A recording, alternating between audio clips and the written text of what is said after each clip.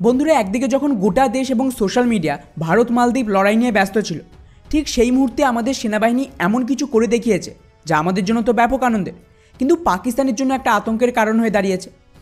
আজ থেকে দুদিন আগে বায়ুসেনার তরফ থেকে একটা ভিডিও রিলিজ করে, যাকে নিয়ে কোনো ধরনের চর্চা হচ্ছে না, কিন্তু যদি আপনারা খুব ভালোভাবে খেয়াল করেন তাহলেই বুঝতে পারবেন এখানে কিন্তু অ্যাকচুয়ালি ভারতীয় বায়ুসেনা ভারতের সীমান্ত পেরিয়ে অন্য দেশের ভেতরে ঢুকে কিভাবে তাদের গোটা এয়ারবেস দখল করা যায় তার একটা পুরো ট্রায়াল চালিয়েছে। আর যেভাবে এই পুরো মিশনকে কন্ডাক্ট করা হয়েছে সেটা দেখেই স্পষ্ট বোঝা যাচ্ছে এই ধরনের পরিস্থিতি একমাত্র পিওকেতে রয়েছে, যেখানে পাকিস্তানের এয়ারবেস রয়েছে। অর্থাৎ সোজা ভাষায় পিওকেতে ঢুকে পাকিস্তানের এয়ারবেস দখলের পুরো একটা প্র্যাকটিস চলছে, যেটা সত্যি আশ্চর্যজনক। তো বন্ধুরা, এই মুহূর্তে আপনারা স্ক্রিনে যে ভিডিও ফুটেজটা দেখছেন এটাই হলো সেই ভিডিও যেখানে ভারতের বায়ুসেনায় পুরো অপারেশনের প্ল্যানিং করছে। এখানে বেসিক্যালি কী হচ্ছে, আমাদের যে ট্রান্সপোর্ট এয়ারক্রাফট রয়েছে মানে C-130 যে হারকিউলিস, তাকে ব্যবহার করা হয়। এই বিমান টেরিন মাস্কিং করছিল, মানে সোজা ভাষায় বললে এই বিমানকে মাটির একদম গা ঘেঁষে ওড়ানো হচ্ছিল।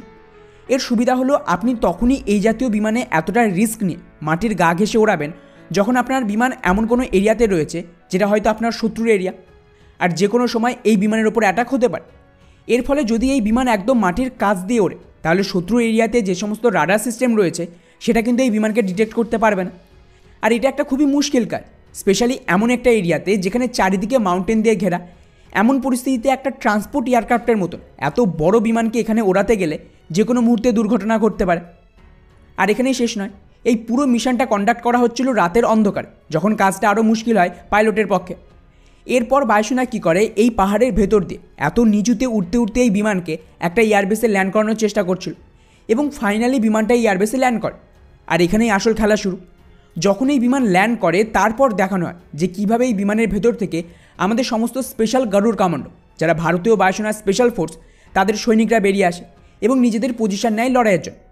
এরপর এদের টাস্ক হলো এই পুরো এয়ারবেস, যেটা অলরেডি প্রোটেক্টেড, ওখানে শত্রুর মাল্টিলেয়ার সিকিউরিটি থাকবে, ওদের স্পেশাল কমান্ডো থাকবে এবং সংখ্যাতেও বেশি সেনা রয়েছে। এমন পরিস্থিতিতে পুরো এয়ারবেসে শত্রুর সেনাদের মেরে এই বেসের কন্ট্রোল নিতে হবে। অর্থাৎ এখানে মেসেজ ক্লিয়ার যে ভারত আলাদা আলাদা ধাপে নিজেদেরকে তৈরি করছে পিওকের জন্য। কেননা আপনারা যদি খেয়াল করেন পিওকের ভেতরে পাকিস্তানের এয়ারবেসগুলো রয়েছে, যাতে পুরো এরিয়াকে কন্ট্রোল করা যায়। এখান থেকে ওদের ফাইটার জেট টেক অফ করে সবচেয়ে কম সময়ে ভারতে কাউন্টার অ্যাটাক লঞ্চ করতে পারে।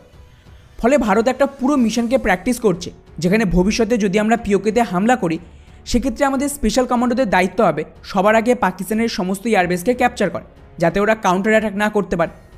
আর এই কারণেই কিন্তু আমাদের এখানে ট্রান্সপোর্ট এয়ারক্রাফটকে ব্যবহার করা হচ্ছে, যাতে ভারতীয় স্পেশাল ফোর্সকে পাকিস্তানের দখলে থাকা পিওকেতে পৌঁছে দিতে পারে। কিন্তু মুশকিল হলো ওদের প্রত্যেকটা এয়ারবেসে রাডার দ্বারা সুরক্ষিত। সেক্ষেত্রে দুটো উপায় রয়েছে। প্রথমত, আপনি ডিরেক্টলি এয়ার স্ট্রাইক বা বম্বিং করুন, আর দ্বিতীয়ত পুরো বেসকেই ক্যাপচার করে নাও, যাতে এটা ভারতের আন্ডারেই অপারেট হবে।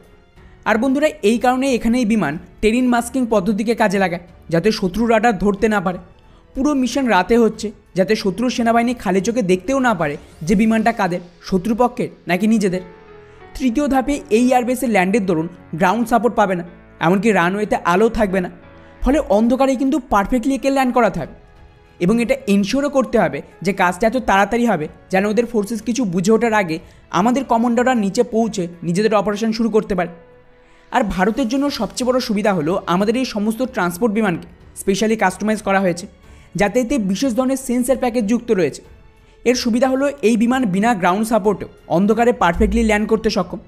স্পেশালি এতে একটা অতিরিক্ত সেন্সার রয়েছে যার নাম গ্রাউন্ড কোয়েলেশন অ্যাভয়েডিং সিস্টেম, যার সাহায্যে এই বিমান কিন্তু টেরিন মাস্কিং করতে সক্ষম। অর্থাৎ এটা পাহাড়ের এত গা ঘেঁষে উঠছিল, কিন্তু তাও এটা প্রপারলি রিয়েল টাইম ইনপুট পাইলটকে দেবে, যাতে কোনো প্রকার দুর্ঘটনা না হয় এবং পারফেক্টলি পুরো মিশন হতে পারে। এবারে বন্ধুরা, পুরো বিষয়টিকে পরপর সাজান। হালেই আমাদের সেনাবাহিনী এনিমি টেরিটরিতে ঢুকে 3 সেনা মিলিতভাবে কীভাবে এরিয়া দখল করতে পারে তার পুরো রিয়েল টাইম প্র্যাকটিস করেছিল, যেখানে বায়ুসেনার এয়ার সাপোর্ট, কমান্ডোদের এয়ার ড্রপ করা এগুলোও সামিল ছিল। এছাড়াও এখানে গ্রাউন্ড ইনভেশনকেও প্র্যাকটিস করা হয়। এরপর এখন বায়ুসেনায় কীভাবে পাহাড়ের কাছে থাকা শত্রুর এয়ারবেসকে সম্পূর্ণ ক্যাপচার করবে, তাও আবার রাতের বেলা, তার পুরো প্র্যাকটিস করছে। ফলে এর থেকে ক্লিয়ার মেসেজ আর কিছু হতে পারে না যে কিছু একটা তো চলছে, এবং খুবই ক্যালকুলেটভাবে টার্গেট চলছে যে কীভাবে একটা এরিয়াকে টার্গেট করবে। ফলে ওভারঅল বিষয়টি খুবই ইন্টারেস্টিং। কিন্তু তার সাথে এটাও ভাবার বিষয় যে এই ভিডিওটা সিক্রেট না রেখে বায়ুসেনা পাবলিক কেন করছে। হতে পারে এটা এক ধরনের মেসেজ দেওয়ার চেষ্টা চলছে, বা সাইকোলজিক্যাল প্রেশার ক্রিয়েট করা হচ্ছে।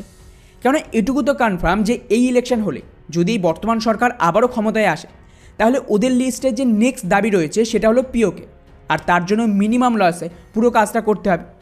এখন পাকিস্তান বিনা লড়ে এটা ছেড়ে দেবে এটা তো আমি মানতে পারি না। সেক্ষেত্রে কোনো ফলস ফ্ল্যাগ অপারেশন করে এই পুরো মিশন শুরু হতে পারে, আর এইসব কিন্তু তারই প্র্যাকটিস চলছে। এখন দেখা যাক যে আমাদের অনুমান কতটা সঠিক হয়। বাকি পুরো বিষয়টিকে নিয়ে আপনাদের কী মনে হয় নিচে অবশ্যই কমেন্ট করে জানাবেন। জয় হিন্দ।